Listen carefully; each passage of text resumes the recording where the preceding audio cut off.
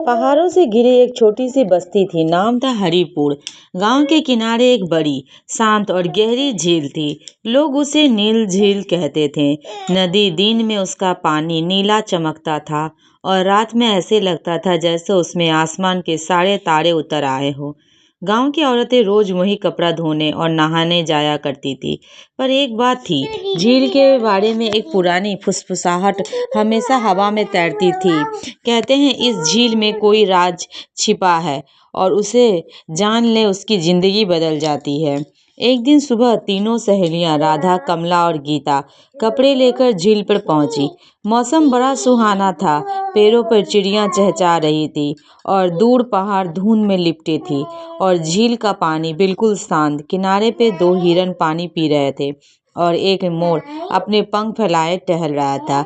राधा पानी में उतरते ही बोली, अरे कमला देखना, आज पानी कुछ ज्यादा ही ठंड लग रहा है। कमला हंसते हुए बोली, तू तो हर बात में डर जाती है। ठंड होगा, रात को बारिश हुई होगी। गीता सीढ़ियों पर बैठकर कपड़े भिगो रही थी। उसने हंसते हुए कहा, डरने की क्या बात है, यह अपनी झील है। पर राधा का मन ना जाने क्यों घबरा सा था। उसे लगा लगा जैसे कोई उसे देख रहा हो। उसने पलटकर चारों ओर देखा। पेड़, पहाड़, पानी सब सामान्य था। अचानक पानी में हल्की सी लहर उठी। राधा के हाथ से साबुन छूटकर गहराई में चला गया। अरे मेरा साबुन! राधा चौंक गई। कमला ने मजाक उड़ाया, साबुन ही तो है, झील का भूत थोड़ी खा गया। पर तभी पानी के नीचे से कुछ चमका, जैसे किसी ने चांदी का कंगन हिलाया हो।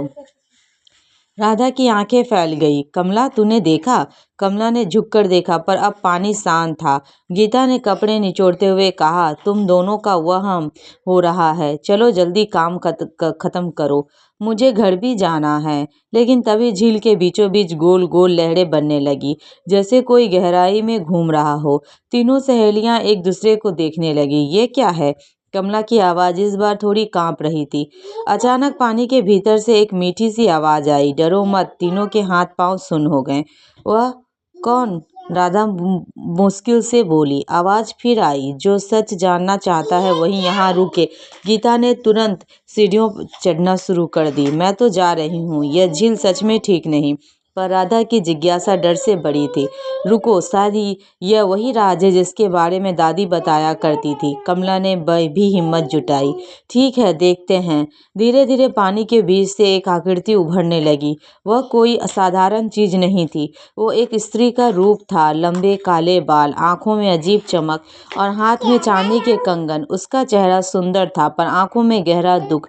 तीनों सहेलियां कांप उठी। वह आकृति बोली, मैं इस झील की रक्षक हूँ, वर्षों से यहाँ बंधी हुई हूँ। राधा ने कांपते हुए पूछा, आप इंसान हैं या? वह हल्का सा मुस्कुराई, कभी इंसान थी, अब बस एक अधूरी आत्मा। कमला के मुंह से निकल गया, हे भगवान! आत्मा ने आगे कहा, सालों पहले मुझे धोखा देकर यहाँ डुबो दिया गया था। मेरा सच कभी सामने नहीं आया। मेरी आत्मा तभी मुक्त होगी जब कोई मेरा सच गांव तक पहुंचाएगा। तीनों सहेलियां एक दूसरे को देखने लगी। राधा बोली, कैसा सच? आत्मा ने झील के तिल की ओर इशारा किया। मेरे साथ जो हुआ उसकी निशान अब भी नीचे है, एक लोहे का संदूक, उसमें मेरा पत्र और सबूत है। कमला ने घबराकर कहा, हम नीचे कैसे जाएंगे, यह तो बहुत गहरा है। आत्मा बोली, डरो मत, मैं तुम्हारी रक्षा करूंगी।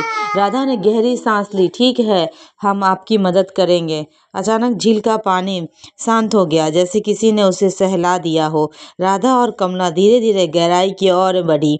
उन्हें महसूस हुआ जैसे पानी खुद उन्हें रास्ता दे रहा हो। नीचे सचमुच एक पुराना जंग लगा संदूक पड़ा था। कमला ने कांपते हाथों से उसे छुआ। आश्चर्य की बात, वह हल्का था। दोनों ने मिलकर उसे ऊपर खींच लिया, सीढ़ियों पर रखा। जब उन्होंने संदूक खोला तो अंदर एक पुराना पत्र, कुछ गहने और एक तस्वीर थी।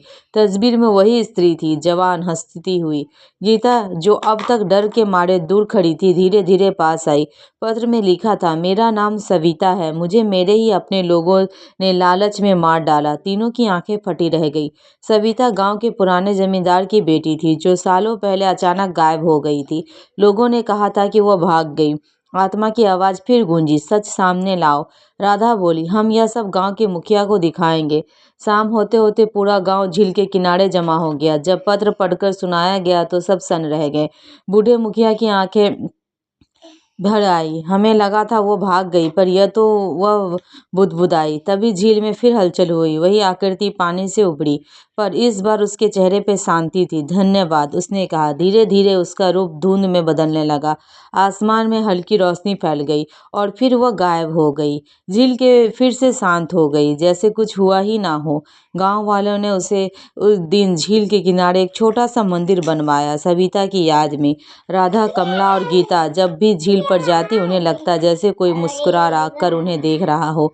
पर अब उसमें डर नहीं था, बस अपनापन था। लेकिन कहानी यहीं खत्म नहीं होती। कुछ महीनों बाद एक रात राधा को सपना आया। सविता फिर उसके सामने खड़ी थी।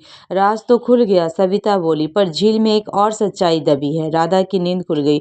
उसका दिल जोर जोर से धड़क रहा था। अगली सुबह जब वो झील पर गई तो पानी में फिर वही हल्की सी चमक दिखाई दी। क्या सच में झील का राज पूरी तरह खुल चुका था, या अब भी उसकी गहराइयों में कुछ छिपा था?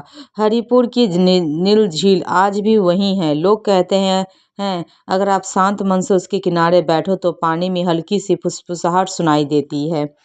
सच हमेशा सतह पर आ ही जाता है।